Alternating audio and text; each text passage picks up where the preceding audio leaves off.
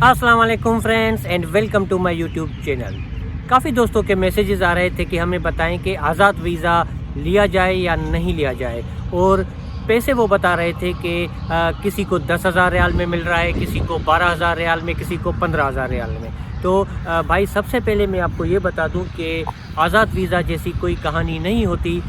इस पे मैं एक मुकम्मल वीडियो बना चुका हूं कि किस वीज़ा को आज़ाद वीज़ा कहा जाता है। उस वीडियो का डिस्क्रिप्शन में मैंने लिंक डाल दिया है, अगर आप चाहें तो वो वीडियो वॉच कर सकते हैं। होता क्या है कि कुछ कंपनीज़ अपने वीज़ाज़ जो है वो सेल कर देती हैं और उनको कहा जाता है आज़ाद वीज़ा, मगर ये वीज़ा सेल करना और परचेज़ करना ये गैर कानूनी होता है।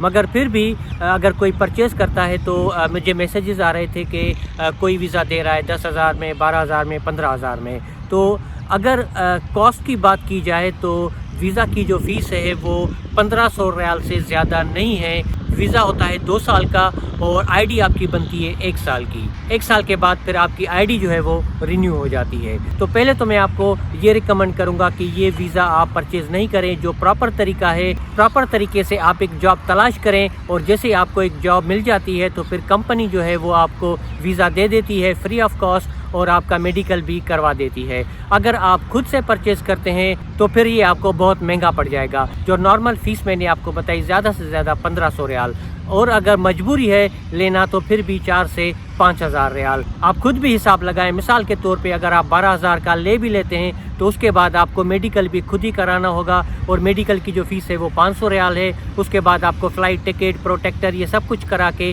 जब आप वहाँ पे कतर पहुँचेंगे तो कम से कम 15,000 रियाल का आपका खर्चा हो जाएगा, ये 1 साल के लिए। फिर 1 साल के बाद जो है आपकी आईडी रिन्यू होगी, फिर उसके लिए आपसे ज़्यादा पैसे जो है वो चार्ज किए जाएंगे। तो 15,000 तो आपके कहीं नहीं गए। उसके अलावा जब आप एक कतर में रहते हैं और आप लेबर की कोई जॉब करते हैं तो कम से कम 800 कतरी रियाल आपका खर्चा होता है 1 महीने का। तो अगर 1 साल का हम कैलकुलेट करें तो 1 साल का आपका 9,600 रियाल आपके बनेंगे। तो 9,600 रियाल ये, और 15,000 जो आप खर्चा करके आएंगे वीज़ा का, तो टोटल हो जाएंगे 24,600।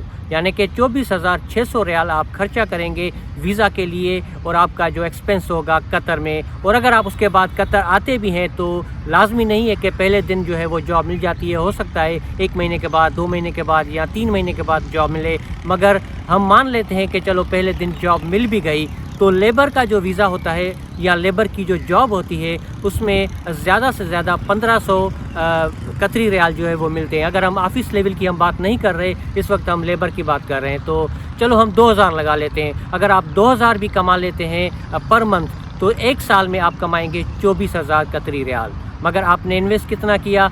24,600। फिर भी 600 रियाल आपको अपनी जेब से देने होंगे। तो आप इस तरीके से कैलकुलेट करें तो अगर इतना महंगा वीज़ा मिल रहा है तो उसका कोई फ़ायदा नहीं है। कोविड से पहले 4-5 हज़ार का मिल रहा था, मगर फिर भी मैं आपको रिकमेंड नहीं करूंगा कि आप परचेज़ करें, क्योंकि ये सेल करना, परचेज़ करना जो है वो गैर कानूनी है। उस पर मैं एक मुकम्मल वीडियो बना चुका हूँ, आप उसको देख लीजिएगा, आपके काम आ जाएगी। उस वीडियो का लिंक जो है वो मैंने डिस्क्रिप्शन में डाल दिया है।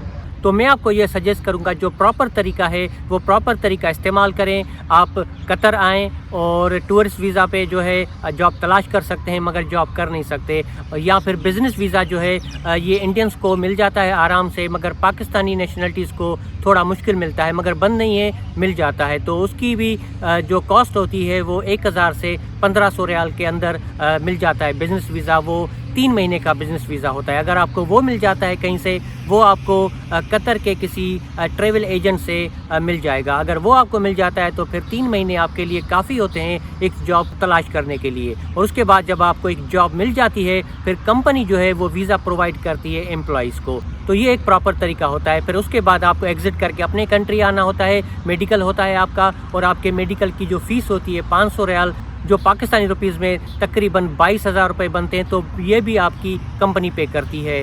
اس کے بعد آپ کو صرف پروٹیکٹر کروانا ہوتا ہے جس میں آپ کے 8 سے 10,000 روپے لگتے ہیں۔ اس کے بعد آپ قطر کے لیے سفر کر سکتے ہیں اور فلائٹ کے جو پیسے ہیں، جو فلائٹ ٹکٹ ہے، وہ بھی آپ کو کمپنی دیتی ہے۔ تو یہ ایک پراپر طریقہ ہوتا ہے ویزا حاصل کرنے کا۔ تو آزاد ویزا کا وہ ایک ضرور ویڈیو دیکھیے گا جس کا لنک میں نے ڈسکرپشن میں ڈال دیا ہے۔ تو یہ ویڈیو بنانے کا مقصد صرف یہ تھا کہ مجھے میسیجز آ رہے تھے کہ کسی کو 10,000، کسی کو 15,000، کسی کو 12,000 میں ویزا مل رہا ہے، کیا ویزا لینا چاہیے؟ تو میں ریکمنڈ نہیں کروں گا، جو پراپر طریقہ ہے میں آپ کو وہ ریکمنڈ کروں گا۔ اس کے علاوہ اگر آپ کو مزید ویزا کی معلومات چاہیے یا جابس کے حوالے سے کوئی معلومات چاہیے تو اس چینل پہ آپ کو ایک پلے لسٹ ملے گی جابس ان قطر کے نام سے، آپ وہاں پہ جائیں اور ویڈیوز دیکھیں، آپ کو کافی معلومات مل جائے گی۔ تو اس کے علاوہ اگر آپ کو کوئی بھی اور کوسچن ہے تو آپ نیچے کمنٹ باکس میں ٹائپ کر سکتے ہیں۔ تو پھر ملتے ہیں ایک اگلے ویڈیو میں، تب تک اللہ حافظ۔